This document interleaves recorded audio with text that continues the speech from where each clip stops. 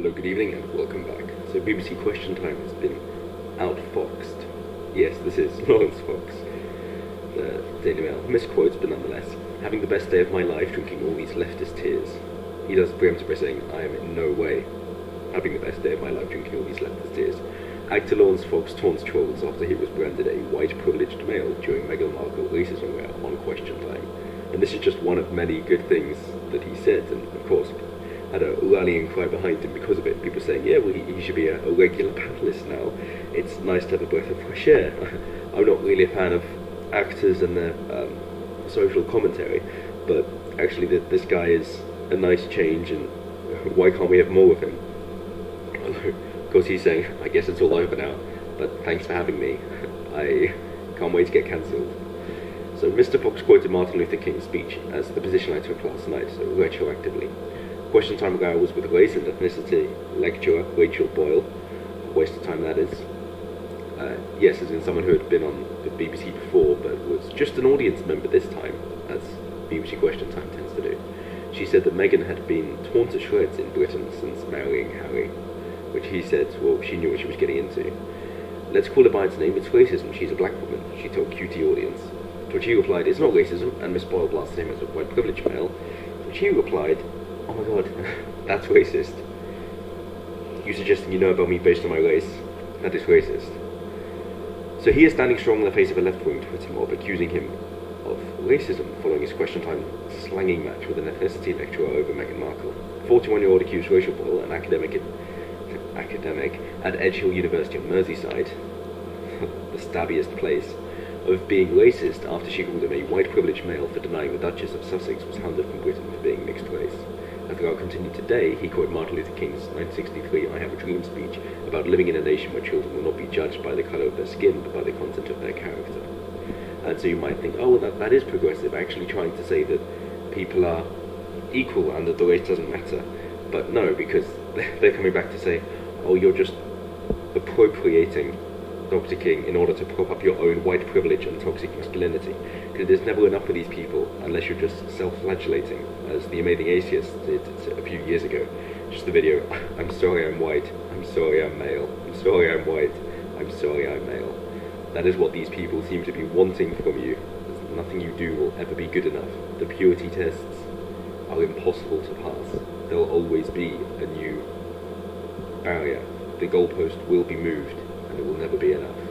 Which is why, when you have this group of people who are trying to create that fence around them, because they are constructing those walls, those borders, to say we are the good ones, and then the outsiders are the bad ones, over time they're just making that wall smaller and smaller and tighter, until instead of walling off those few miscreants, they've now isolated themselves from the rest of the world, as the out-group is larger than the in-group.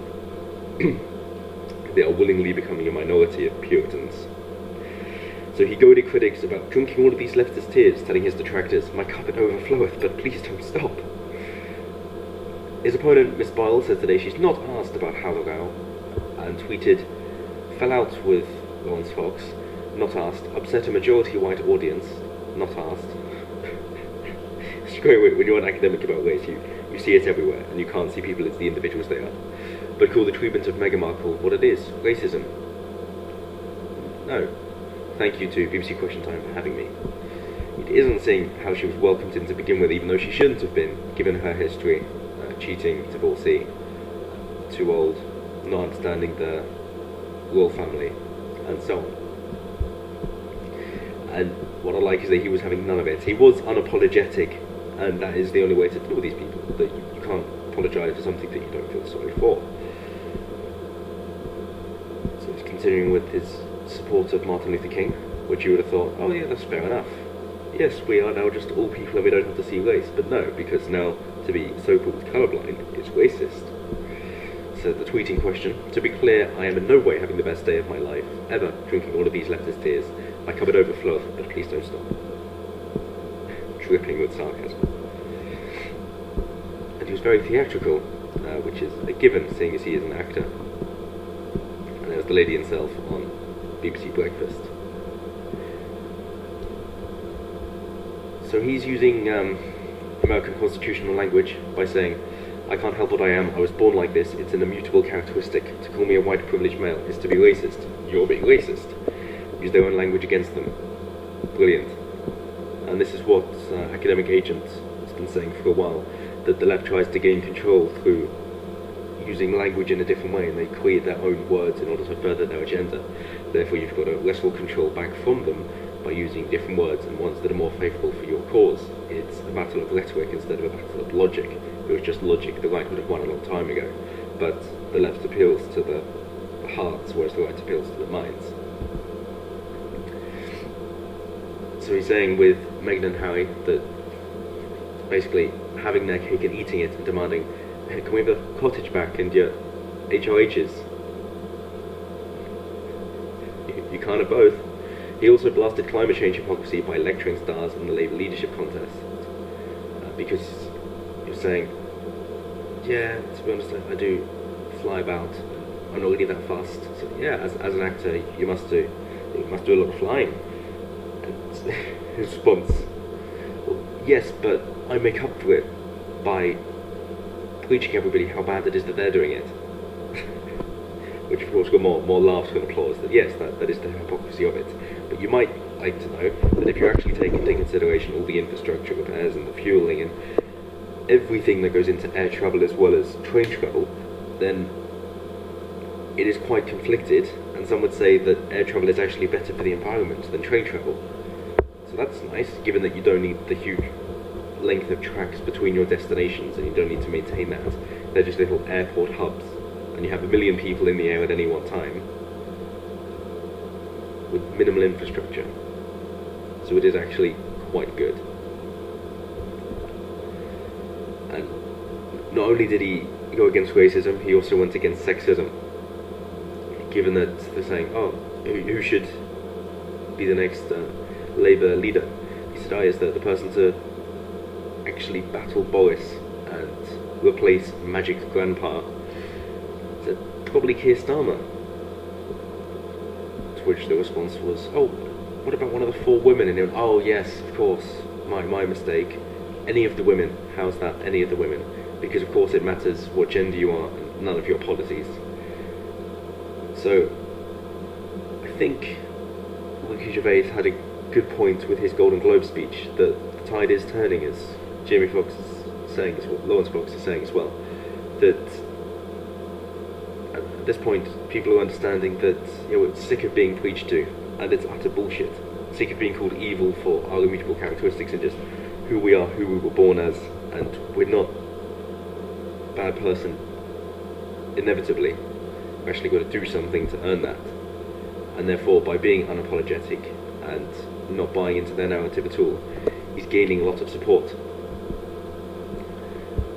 Moreover, going into specifics, as he's saying, as Britons, we're the most tolerant, lovely country in Europe. It's so easy to throw the charge of racism at everybody, and it's really starting to get boring. And further on that of course we should call it out where it is obvious and bad and condemn it. No doubt about that whatsoever.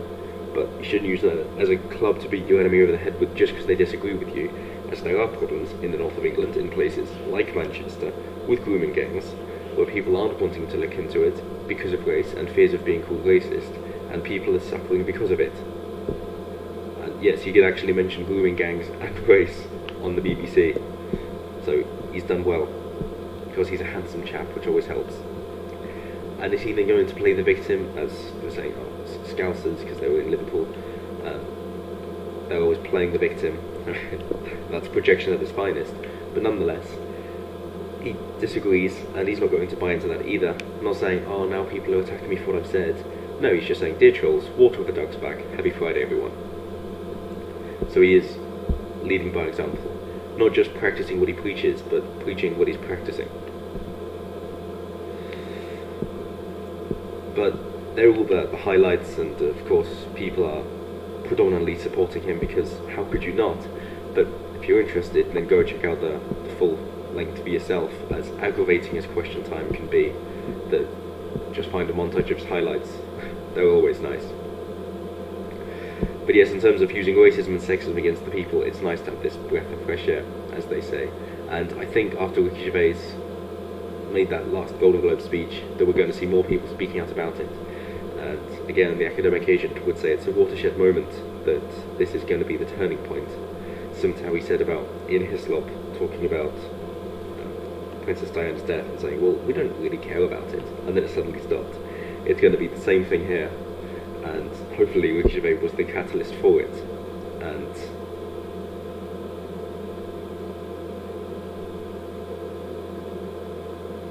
that'll be the end of it.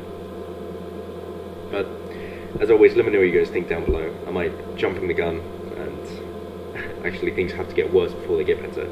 Or are we finally starting to see the tide turning and a sense of logic and sense coming back as the left are eating their own with all sorts of things, including trans issues?